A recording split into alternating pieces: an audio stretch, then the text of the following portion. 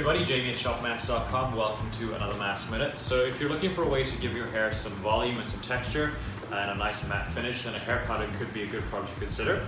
We have 4 different hair powders in the store from 4 different brands. The main ingredient in all of them, or the key ingredient in all of them, is silica. So this is what it looks like. I'll just shake some into my hand here. You would actually shake it into the hair though, but I'm just showing you what it looks like. So it's kind of like a really fine white powder. You don't need a lot, a little goes a long way. This doesn't give your hair a lot of hold, it's quite a light hold. So if you apply it to the roots, you're going to get a lot more volume, a lot more lift. If you apply it just to the ends of the hair strands, you're going to get less volume. Also, if you blow dry your hair after using it or after applying it, you're going to get maximum volume, maximum lift. So I'll show you how it goes in with the Evo one, which is actually a pump. So you just go like that. I just did 3 pumps, but it's not very long. And then you just kind of work it through the hair. And as you can see, my hair goes up right away. This is not how I wear my hair, but I'm just showing you how it actually does give quite a bit of volume right away.